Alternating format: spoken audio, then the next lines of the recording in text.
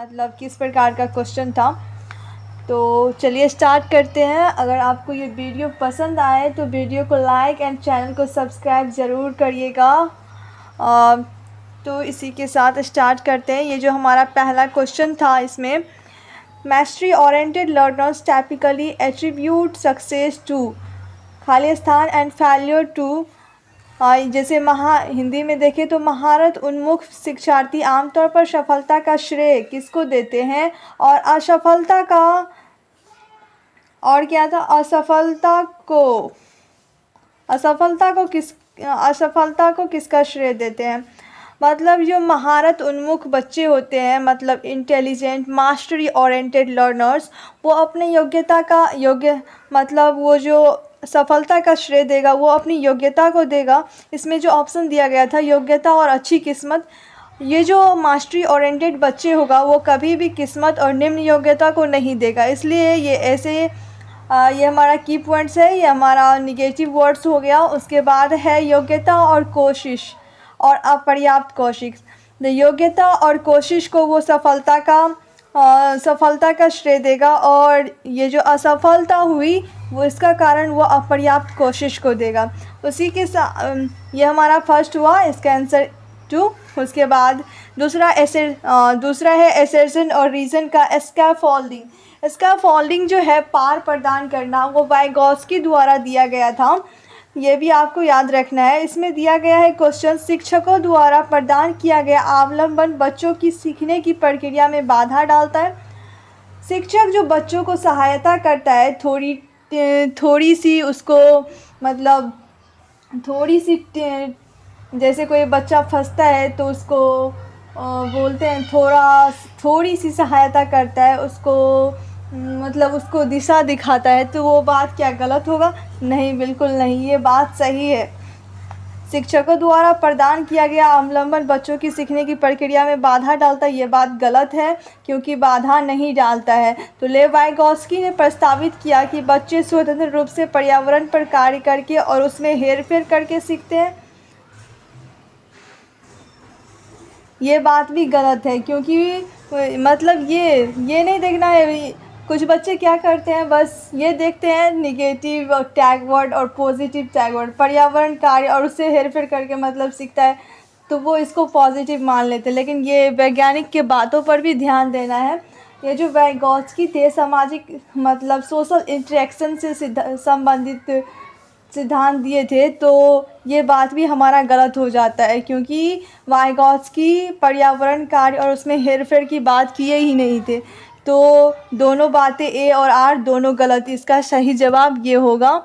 और उसके बाद इसी प्रकार से हमारा तीसरा क्वेश्चन आता है। तीसरा क्वेश्चन में दिया गया है एसर्शन और रीज़न का, ये भी क्वेश्चन है। इन सभी क्वेश्चनों में थोड़ा टाइम्स लगता है, इसलिए आप अगर कितना भी पढ़ ले और टेस्ट नहीं दे तो पढ़ना पूरा समझो बेकार ही है। 1 मिनट 1 क्वेश्चन सॉल्व, मतलब रीडिंग भी फास्ट होना चाहिए और रीडिंग के साथ समझने की क्षमता भी दोनों होनी चाहिए।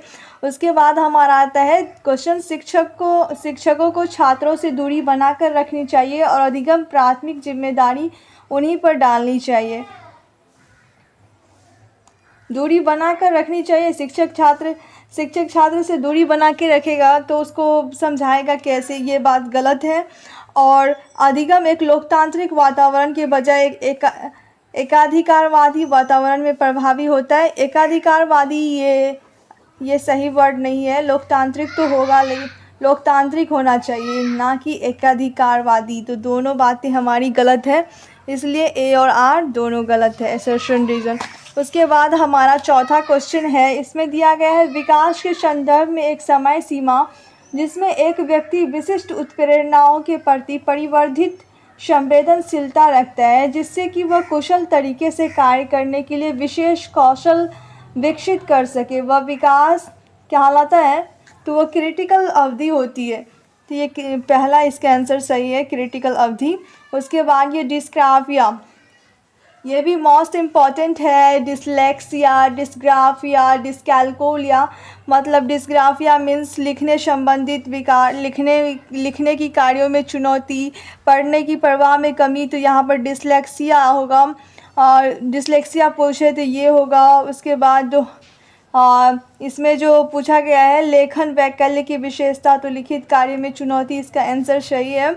उसके बाद Lawrence Kohlberg argued, Lawrence Kohlberg ने क्या तर्क दिया? लॉरेंस कोलबर्ग ने, इसमें ऑप्शन दिया गया है नैतिक विकास क्रमिक चरणों में होता है, बच्चों के नैतिक स्तर में लिंग भेद होते हैं, ये बात नहीं बोले थे उन्होंने। नैतिक विकास क्रमिक चरणों में होता है, ये बोला था।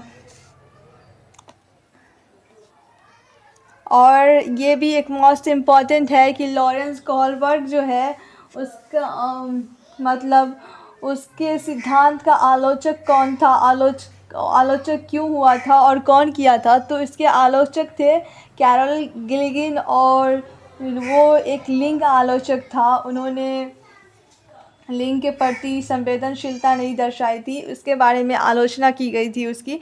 उसके बाद हमारा 7वां क्वेश्चन आता है, बच्चे जब अनुभव करते हैं तो बेहतर रूप से सीखते हैं। क्या गतिविधि के दौरान निम्न स्तर की इसमें बहुत कंफ्यूजिंग होता है चाइल्ड डेवलपमेंट एंड पेडागोजी में प्रदर्शन, लेकिन अगर आप प्रैक्टिस करेंगे तो बहुत इजी हो जाएगा, आराम से क्वालिफाइड होता है, इतना भी टफ नहीं है।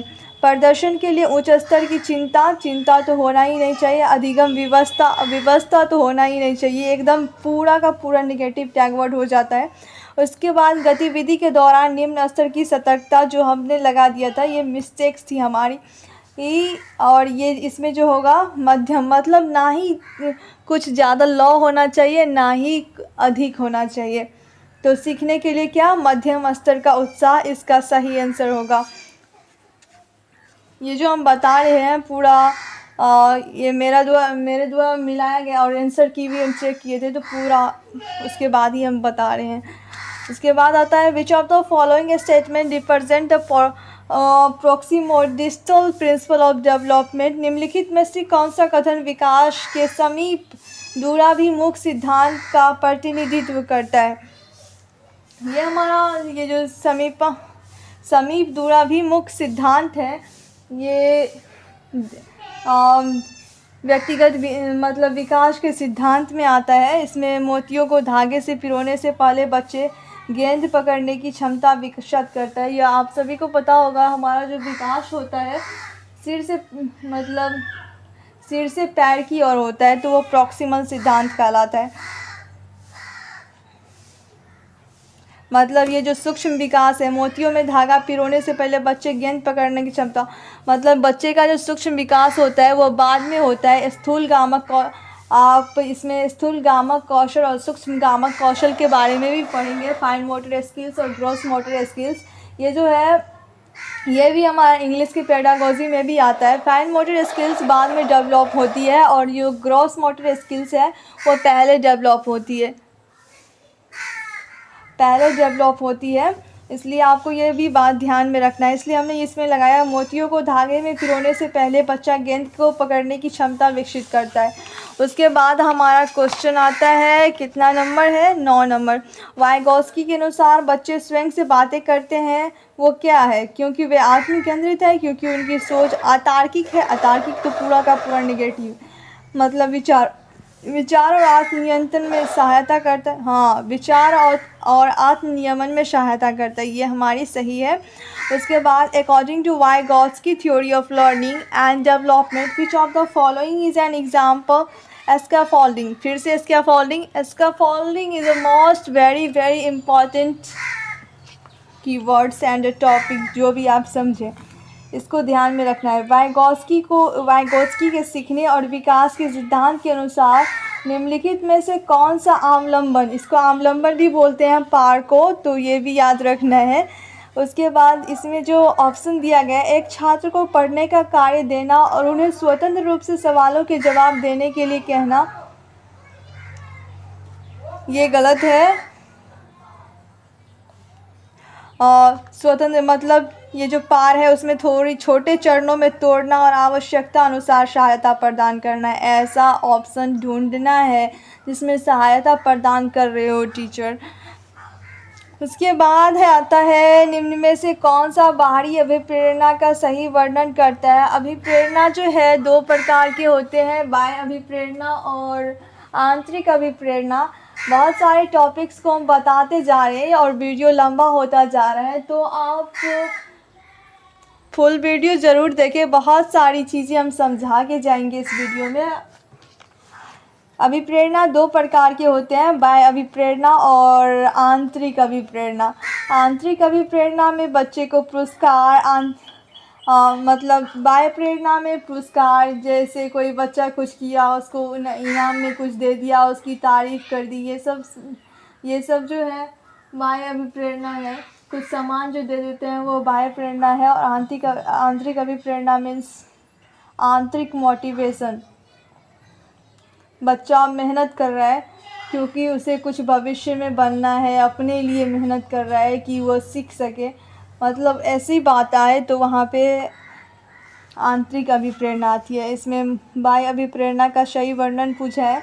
जो व्यक्तिगत आनंद, ये जो आंतरिक अभिप्रेरणा है उसमें व्यक्तिगत आनंद आएगा। अभिप्रेरणा जो आंतरिक कारकों से आती है, आंतरिक कारकों से आंतरिक प्रेरणा में आएगा। अभिप्रेरणा जो वातावरणीय परिणामों से आती है, वातावरणीय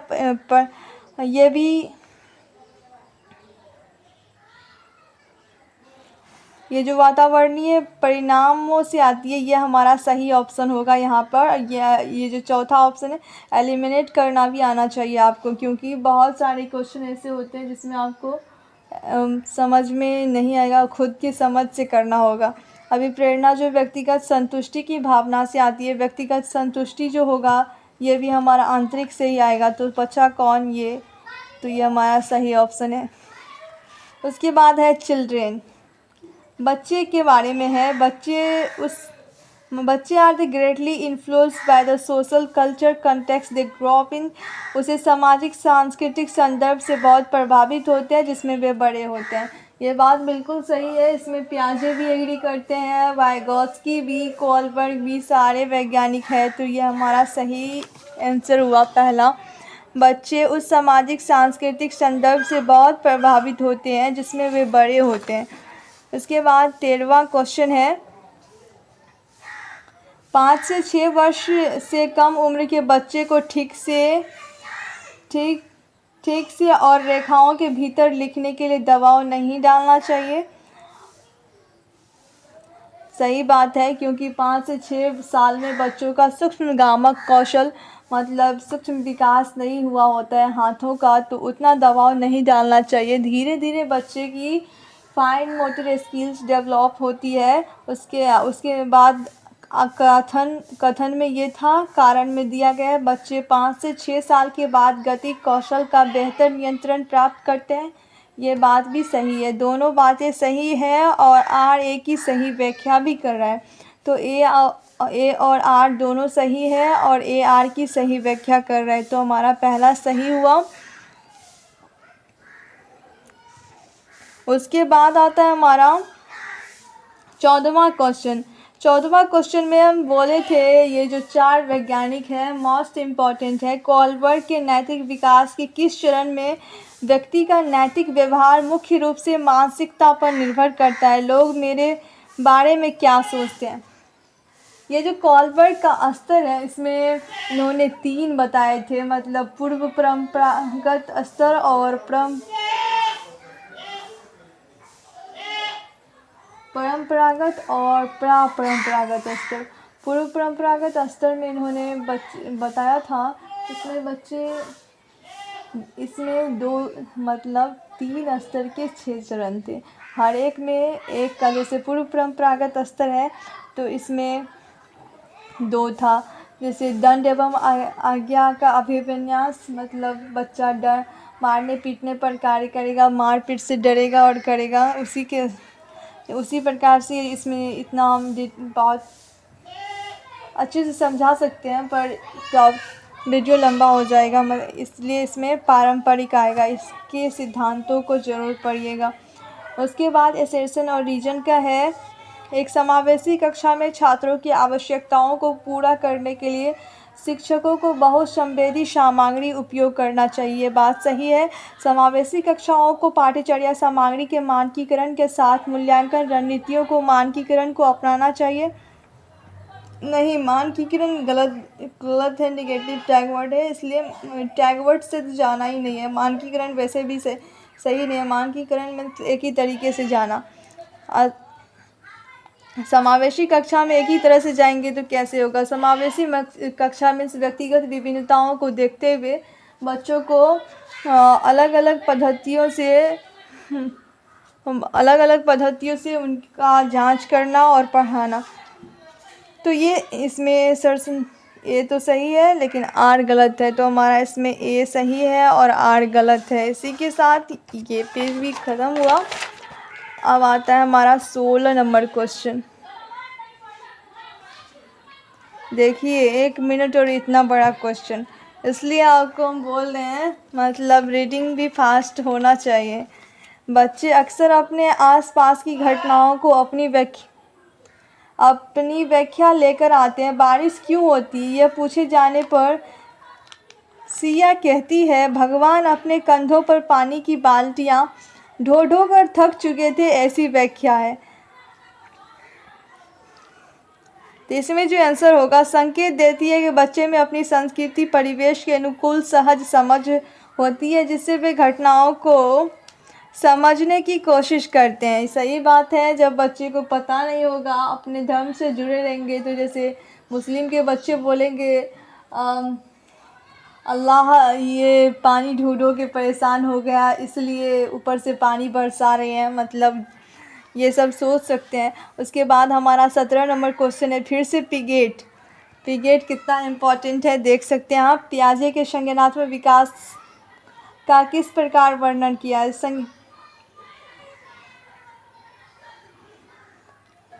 ये हमारा 4 गुणात्मक रूप से भिन्न चरण है और ये थोड़ा डॉट भी है, लेकिन इसमें ये होगा, मेरा गलत हो गया था।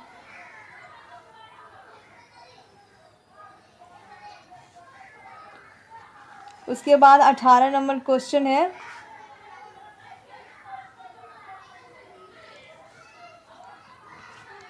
में एसर्शन और रीजन का है, मतलब ज़्यादातर एसर्शन और रीजन का ही क्वेश्चन आता है। इसमें शिक्षक को अपनी कक्षा के लड़कों को खेलों में भाग लेने के लिए प्रोत्साहित करना चाहिए और लड़कियों को कला अलंकरण के कार्य देने चाहिए। ये बात गलत है, दोनों को प्रोत्साहित करना चाहिए। इसमें लिंग विभेदीकरण हो रहा है, तो इसमें कारण आर दिया गया है। बच्चे मुख्य रूप से अंतर्निहित जैविक भिन्नताओं के कारण जेंडर भूमिकाओं का ग्रहण करते हैं। ये बात भी गलत है, दोनों ही गलत है, मतलब ये भी गलत ही था और ये भी गलत, तो ये और आर दोनों गलत है, ये हमारा होगा। उसके साथ इसमें शिक्षकों को ध्यान न्यूनता अति क्रियाशीलता विकार से जूझ रहे छात्रों की आवश्यकताओं का ध्यान रखते समय बचना चाहिए। किससे बचना चाहिए। कार्य को छोटे छोटे आसानी प्रबंधनीय भागों में तोड़ने से, अगर तोड़ेंगे तो आसान होगा। ये बात तो सही है। ध्यान न्यूनता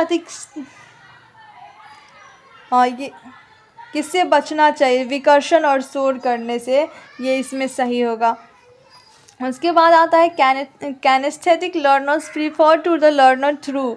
गति संवेदी शिक्षार्थी के माध्यम से सीखना पसंद करते हैं, करने और चलने फिरने से। ये गति संवेदी मतलब करके सीखना, मतलब करने और चलने फिरने से, ये इसमें सही होगा। उसके बाद आता है ड्यूरिंग द विद्यालय में खेलने के समय ऋषभ एक 7 वर्षीय लड़की ने खेलने के लिए एक गुड़िया उठाई। उसके कुछ साथियों ने उसकी इस पसंद के खिलौने के लिए उसका मजाक उड़ाया। एक शिक्षक जो अपने विद्यार्थियों में लैंगिक भूमिका को संदर्भ में लचीलापन विकसित करना चाहता है, को इस स्थिति में निम्नलिखित में से कौन सी प्रतिक्रिया देना चाहिए।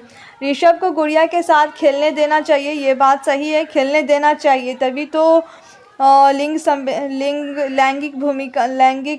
संवेदनशीलता आएगी, लचीलापन विकसित होगा।